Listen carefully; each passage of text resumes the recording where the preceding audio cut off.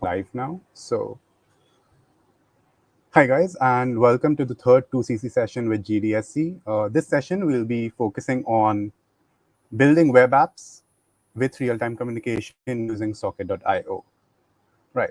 So, before we jump into the session plan is going to be as follows. We're going to cover these 4 topics and the theory behind them. What are sockets? What are WebSockets? What is long polling? And what is Socket.io? Right. And once we're done with this, once we're done with the theory, we'll be building the mini project for this session, a basic chat room web application built using Socket.io with client and server apps using JavaScript and Node.js. I'll be walking you through both these apps. So, and I hope you'll follow along. Right. So, without further ado, let's jump right in.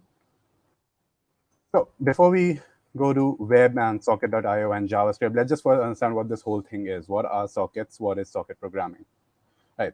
So in short, sockets are any programming interface that allows you to open a connection between 2 processes, like such as your server and your client might be your web browser in this case.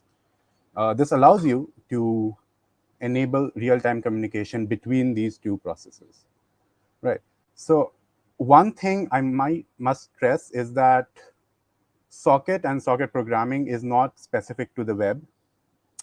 You have socket programming for desktop application, you have socket programming for mobile applications, and of course, you have socket programming for web applications. You also have various interfaces written in various languages, like you have Socket.io implementations in Python, in JavaScript, in Golang. Right now, for this session, we'll be focusing on Socket.io, which is a JavaScript library, and we'll be using it on the web. Now, before I head into Socket.io, that's the fun part. So before I head into that, we need to understand 2 terms. The first is HTTP long polling, and the second one is WebSockets. Right. So the first one is HTTP long polling.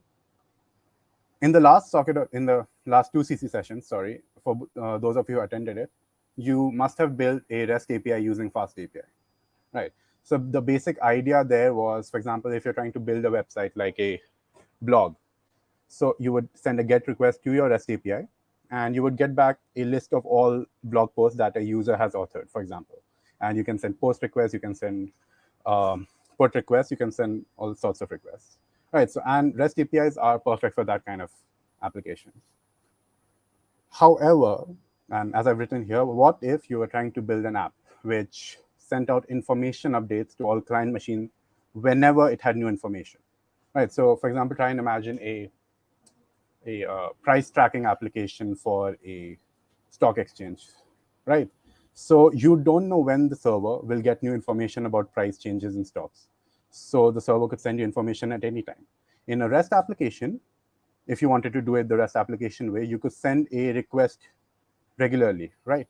You could send a request, right? So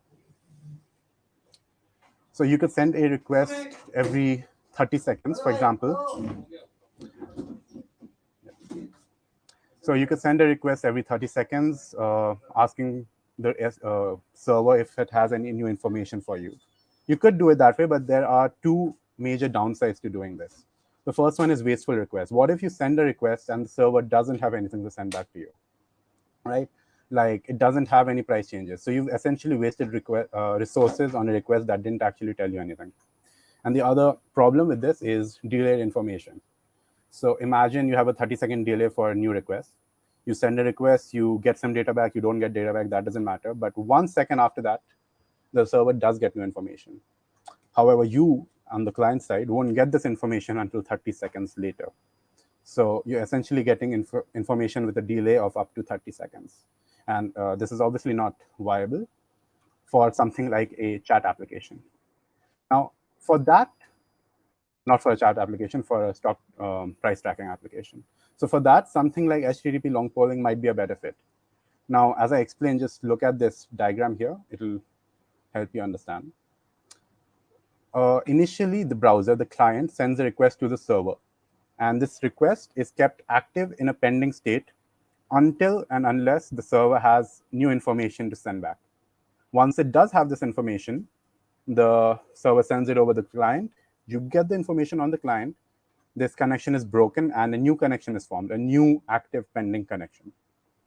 So put simply, you essentially keep a connection between your two processes pending. Whenever you get new information, you send that information across through the connection, you break the connection, and you immediately reform a new connection.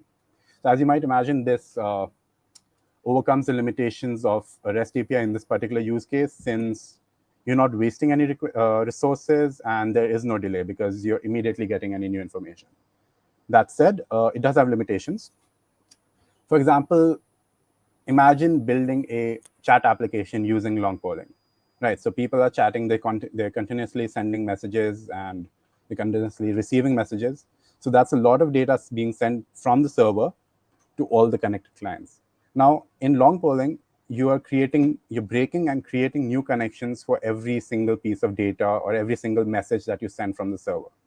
In a chat application, this would become painful because you'd be breaking and creating a lot of connections. So if you have frequent messages to send from the server to the client, long polling is not the way to go, and you should stick with either server-side events or what we're concerned with here, WebSockets. We won't touch server-side events right now, but feel free to look it up on your own. Moving on to WebSockets, this is the second part in understanding what exactly Socket.io is. The WebSocket protocol is essentially opens a channel for simultaneous communication. Simultaneous is an important word here, between a user's client or the browser and a server. So unlike long polling, you can send messages from the server to the client, from the client to the server, without needing to break and reform connections. So you might think, right, like, okay, this is perfect for chat applications, and you would be right. WebSockets are about as perfect as you can get for chat applications on the web. It's not just chat application, you can use it for stock price trackers. You can also use long polling for that, or you can also use WebSockets for online multiplayer games. WebSockets do have some disadvantages, and we'll get to that when we do Socket.io, which is right about now. Now, before I move on to Socket.io, does anybody have any questions at all so far? Because we'll move on to a little more complicated stuff now. Right.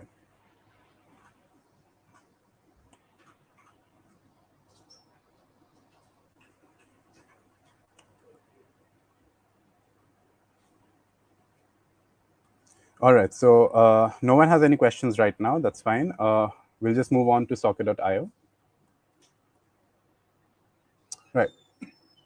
What is Socket.io? Now, first off, you might be wondering, like, I literally just said that WebSockets is perfect for building chat applications. So what do we need Socket.io for? Now, another thing that I said was WebSockets did have some limitations, right? Now, the limitations of WebSockets, the first limitation is that a lot of older browsers and some browsers, their older versions, don't support WebSockets to begin with. They only support long polling. So what Socket.io does, it runs on top of the WebSocket protocol, but it allows for falling back to long polling in case the browser does not support WebSockets. So, if someone on a newer browser is using our application, they can use WebSockets. They can use they can use the efficiency of WebSockets, but in case someone's using Internet Explorer or something, I don't know why they would, but in case they are, your app will just automatically fall back to long polling, and your app will still work even with a lower efficiency. The other disadvantage of WebSockets that Socket.io solves is the problem of reconnection. So, for example, if a user has internet problems, right? So, and he disconnects. In WebSocket, you would have to write custom code to handle their reconnection while preserving their metadata. On the other hand, Socket.io has inbuilt code to do that for you, so you have to write less code. And in general, Socket.io arguably resolves the syntax a lot. So it's just easier to write code if you're using Socket.io as opposed to WebSockets directly. Now, now, before we understand what Socket.io is, and before we look at some sample code, it is important to understand what it is not, and the documentation agrees with me. Remember, I said Socket.io is built on top of the WebSocket protocol. However, it is not a WebSocket implementation. What that means is you can't interchangeably use Socket.io code or Socket.io servers with WebSocket code or servers, because Socket.io adds additional metadata to solve WebSockets issues. And another thing is, if there are any app devs among you, you might be thinking, okay, Socket.io sounds pretty cool for something like push notifications. You could have a continuously running Socket.io process and just push out notifications to all connected clients. That won't work because Socket.io is very heavy. It takes up a lot of battery. And if you want to deal with something like push notifications, you're probably better off using something like, I believe there's things like Firebase Cloud Messaging for you. Now, before we move on to the code along, let's just look at some very basic Socket.io server code and Socket.io client code. Right. Now, starting with the server, first off, you create the Socket.io server object, this IO here. Now, the first thing you need to do on the server in pretty much any Socket.io app you're creating is you need to catch this connection event. So how Socket.io works is you essentially send events to and from the server and to the client. You cache those events, and then you deal with them as you see fit. So io.onConnection, we're caching the connection event. Connection is a predefined event. It essentially fires whenever a new client, a new browser window, new browser tab connects to your server. So this fires, and all of this code here, these lines of code run whenever a new client connects to your server. So what happens when a new client connects to your server? So that new client is identified by the socket variable right here. And when a new client connects to the server, socket.emit hello from server, this is a server client message.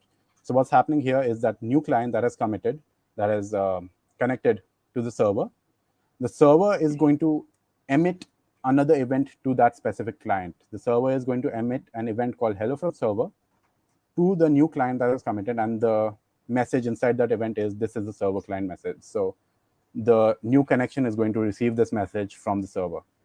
So let's just jump over to the client code to see how this is being handled. Similar stuff here, you're creating the client object.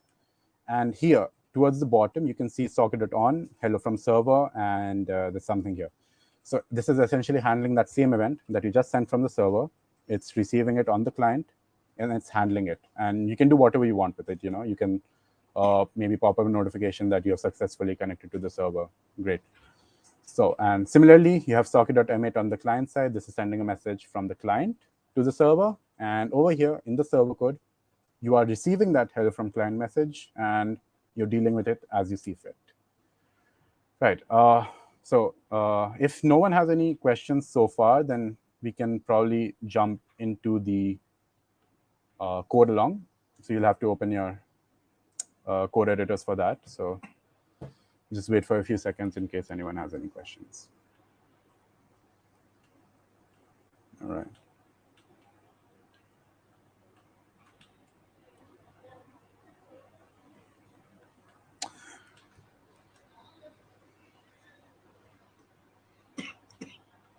All right. So moving on to the code along, right? Okay, so this is basically what I just explained for the sample server and client code. It's just written here. And there's also other features like broadcasting. You can broadcast events to all connected clients instead of one specific one.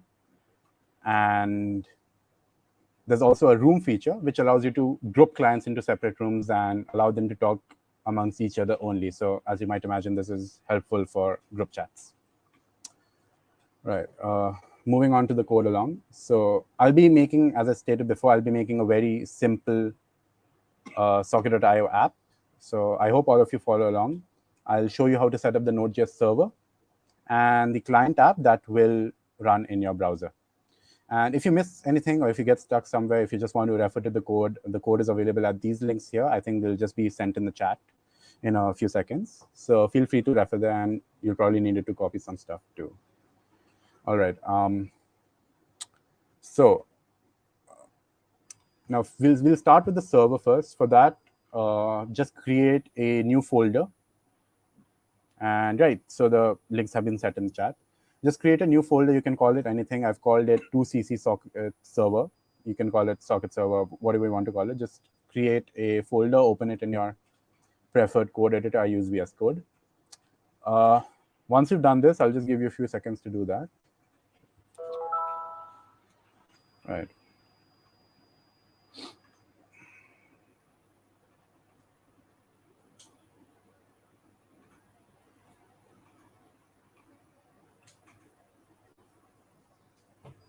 Okay, so once you've done this, for the server, you'll need to set up Node. So for that, just initially just run npm init in your, when you've cd'd into your directory. You might need to do cd to cc socket server, whatever you name your directory, depending on how you're doing this. So once you've done that, just run npm init. I won't do that because I've already done that. It shouldn't take more than a few seconds. It'll give you some default options. Just click enter right through it. Once you're done with that, you'll need to install one or two dependencies for this to work, and we'll just do that. npm install. Okay, I don't think you can see my code, so I'll just increase the size a little bit. I think that should be clear.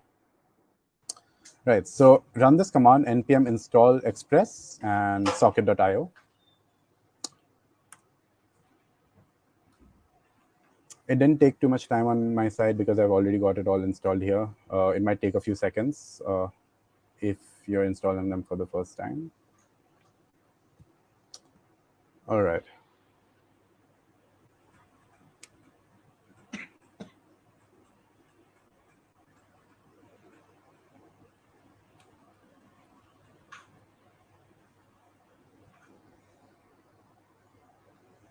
All right, so I think it should have been installed now. So let's get started with the server side, and then we'll move to the client side. We'll actually be flipping a lot between the two while writing the code. So, right, let's start. First off, you'll need to import basically all the libraries you need. So we'll start with Express first. Const Express require yes, right? Right. Then we have to for the function that we use to create the HTTP server for all of this to run. And I reiterate, for all of this to work, you need to have run this command, npm install express socket.io. Otherwise, you won't have the necessary libraries. And finally, we import the server, the actual socket.io server. Right, so once that is done, we'll just do some initial setup for the server, not the socket.io server, the general Express stuff. Create a new Express app.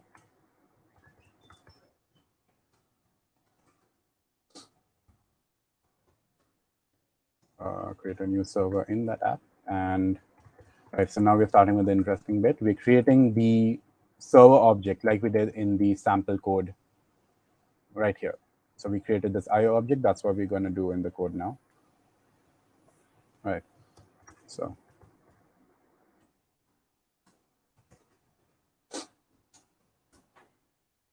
you'll need to set up some course. Just follow along what I'm doing right now. I think I'll explain what this is later because the chances we might run into issues. Okay. So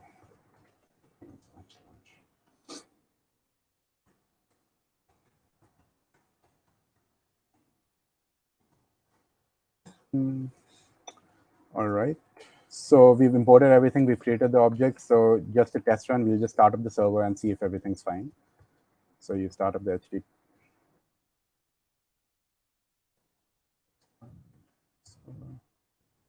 You set it up to listen at port 9000. 9000 is good. I don't think I've got anything running at port 9000 right now. And right, let's just console.log something. 9000. Great. So everything is running. Oh, also, I forgot to mention, if all of this will only work if you have installed Node and NPM on your system. I think most of you should have. In case you haven't installed Node and NPM on your system, then the NPM commands won't work. So if you haven't done that, just go over to nodejs.org. They'll have this handy button here, 18.140 LTS. Just click that, it will guide you through the installation. So that shouldn't take more than 5 seconds. So I guess just watch along for now. You can rewind the video and follow along later, right? Anyhow, So just to test this out, we'll just start up the server, node index.js, and okay, so there is an issue. Cool, that's because I'm already running this here. I'll just do that again. Cool, so everything's fine. The basic server has started up. It's listening at port 9000. Right, right, so it's listening at port 9000. However, now we start with the main stuff. We start with the interesting stuff. We start with implementing socket.io on the server. So does anyone have any questions so far, or shall I move on with the socket.io implementation?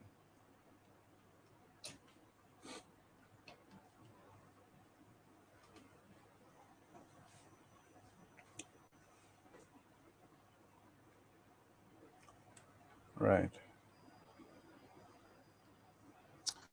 All right, so first off, we have that initial event that we saw in the sample code. So io.on connection, this will be fired whenever a new client, a new browser tab, new browser window connects to your server. So again, let's start with something simple here. I'm just going to print out a basic message, console.log, new client connected. Right, so now we're going to jump over to the client side and set up a few initial starter bits there, and then we'll come back to the server. So I'm jumping over to the client side. You'll need to make another folder, another directory, switch into that, and open that in your VS Code, in your whichever code editor you're using. So I have named this 2cc socket client. You can name it whatever you want. There is no setup script. There is no setup script you need for this. You just need to add a few files. You need to add an index.html. You need to add a style.css, and you need an app.js. I won't be walking you through how to write this index.html and the style.css. What I would suggest is just go over to the repository links that were sent in the chat. Go over to the 2cc-socket.client repository. You'll have an index.html here. Just copy this code, copy this HTML file, paste it here.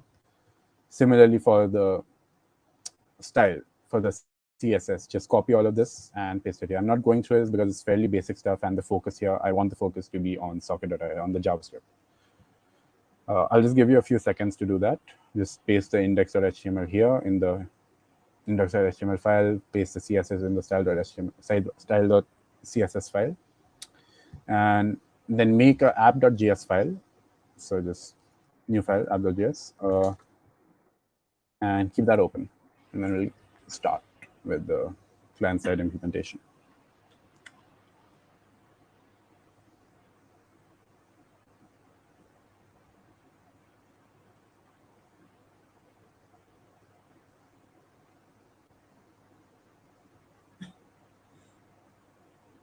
Right. So again, on the client, we need to first import our, the socket.io client library. Now, we won't be doing that in the JavaScript because I have already done that in the HTML file. So this thing right here, I'm importing the socket.io client library from the CDN. You can also do it on the JavaScript, but I've just added it here to save time. So the IO object or the socket object is already available to us. So we'll just create the client-side socket object. So const socket is equal to IO. And here you'll put the URL of the server. Right now, server is running on localhost 9000. So I'll just put that. If you deploy the server, you'll need to put that URL. HTTP:// Right, so that should work. Now, to see this HTML, see the CSS, and see the client-side JavaScript in your browser, you'll need to install this extension called HTTP Live Server. You should find it right here, actually, Live Server. Right, so this thing right here, Live Server by Ritwik Day, just install that. It shouldn't take too much time.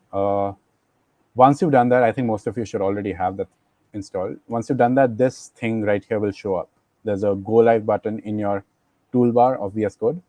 If you aren't using VS Code, there will be similar libraries for whichever code editor you are using. So write this much and just click Go Live, and something interesting should happen. So, okay, so nothing to see here. You can type out your message. You can click send. Nothing will happen, absolutely nothing, because we haven't done anything yet. But if we go back to the server, one second, All right, wait, that's odd. We'll just debug this. Right. Okay, so there is a course error. Okay, that course error is telling me that. All right, cool. Let me just fix that real quick. So just making this quick addition to our client side file.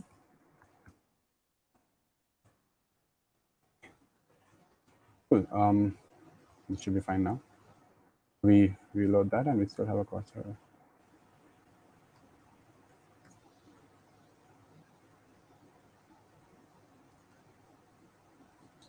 Cool. We'll just restart the server. Just click Command C, restart the server, and reload the client, and everything should be fine. And you're seeing new client has connected, so everything's fine, right? So what exactly is happening right now? You've just written one line of JavaScript. What you're doing is you're connecting a socket.io client to the socket.io server, which is running at port 9000 right here. It's receiving your connection event, and it's console.logging a new client has connected. As you can see, a new client has connected. There's 3 new clients. If we just refresh this, hit refresh, and you'll have a 4th new client is connected, because we aren't printing anything out for disconnection right now. Right. So another quick thing. So as you might notice, there's nothing being printed out when a client disconnects. So to do that, all you have to write, you just have to add a slight bit of new code, socket.on disconnect. This. Right.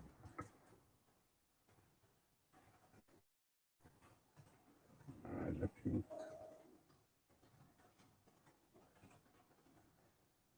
Cool. So this code should ideally run when you disconnect. So for example, if you're reloading, you're essentially what you're doing, you're disconnecting and then you're reconnecting. So if you hit reload and you pop back here, okay, so that did not work as expected.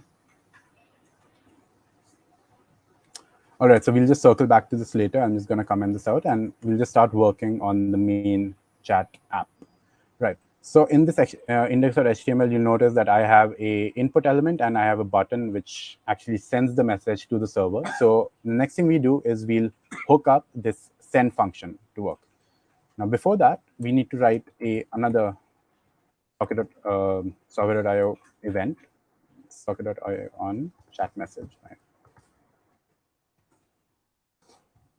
We're going to be handling the message variable. We're going to create a paragraph element, a simple paragraph HTML element, which will hold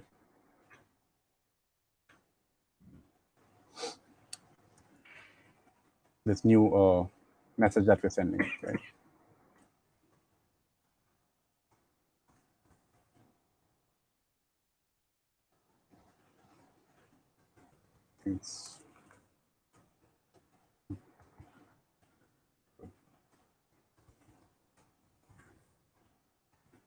So we're just going to get the div that actually houses all the messages by its ID, which is messages. So get element by ID, messages.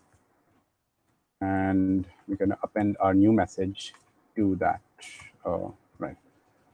Now, for this to actually work, we'll need to also create the send function that I just explained. So what we want to be doing here is we want to send a message to the server that there is a new message that is being sent by this client, and you should send it out to all the other clients that are also connected, right?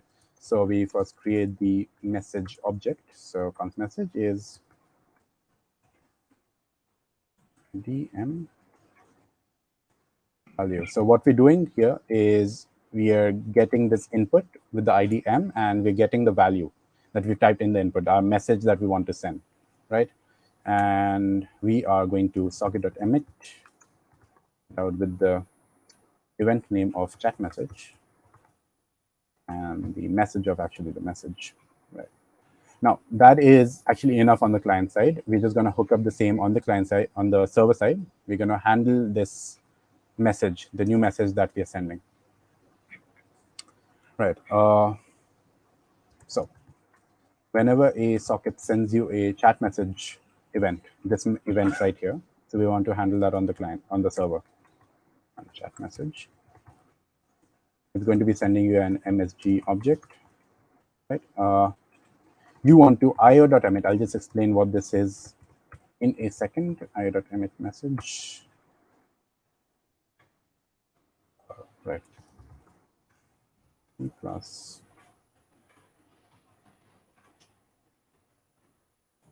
msg. Right. Okay. Cool. That should work. So exactly what we're doing right now is what io.emit does. It emits your event, this chat message event, to all the sockets that are currently connected. On the other hand, what socket.emit does, it emits your event to a particular socket, that is being referred to by this socket here. To a particular socket, I mean to a particular client. On the other hand, io.emit, it emits it out to all the clients, right? So what is happening here is one client is typing a message, it's sending that message to the server. That server is receiving that message, and then it's sending it out to all the other clients. So one client's message is being sent out to all the other clients. So they should all be able to see that message. Now, to see that, I'm just going to open another tab like this. Just give me a second. All right, cool. Open this in split window. Cool. So if I type hello from one side, and it's not sending it over right now, let's just see what's happening. Cool. Okay, yeah, we need to restart the server, so don't forget to do that. Just close the server, node index.js, restart it again. It's showing it 3 times because once a default, we'll just reload this to avoid any issues. So we send over a hello message from this side. And as you can see, it's showing up on both my tabs. If I open this in another browser, I'll just do that, actually. Safari, right? All right, never mind. So, and on the other hand, from another tab, if I about another message, hi there, and I'll send it, it shows up on both my things. So if you were to deploy this, if you were to deploy the client, if you were to deploy the server, access this app from 2 different devices, you would be able to chat. Only thing, you'll have to change the course details right here. You'll have to change them to point to wherever your client is deployed. And similarly, you'll have to change this server location to wherever your actual server is running. Now, as for the code along, we'll stop right here. If you go to the code that I have on my repository, you'll see that I've also implemented this thing here, socket.broadcast.emit, new user notification, and I've hooked it up on the client side right here. So feel free to look into that on your own. You can follow along with my code. Essentially, what this will do is whenever a new client connects, it will send out a message to all clients that, a new client has connected. So feel free to check out my code. And as always, with any developer-related activity, feel free to check out socket.io's documentation. It's honestly pretty amazing. So just go to the documentation. It has everything. You can refer to that. And yeah, I would really suggest that you add new features like, rooms, create a group chat, ask users which room they want to enter, so on and so forth. Now, before we end this session, I'd like to move on to a short quiz question, and it would be great if you could answer it in the chat. Right, so here's a quiz question. If you had to do a task on the socket.io server whenever a client disconnected, how would you go about it? So you have 4 options. Just type it in the chat which you feel is the correct answer. And if you have any other question, so feel free to type that out too.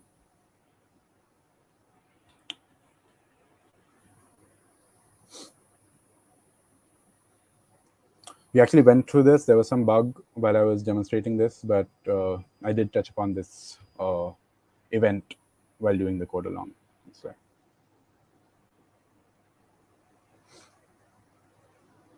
All right, so seems like there are no further questions. So we'll be ending the session now. I hope all of you enjoyed the code along.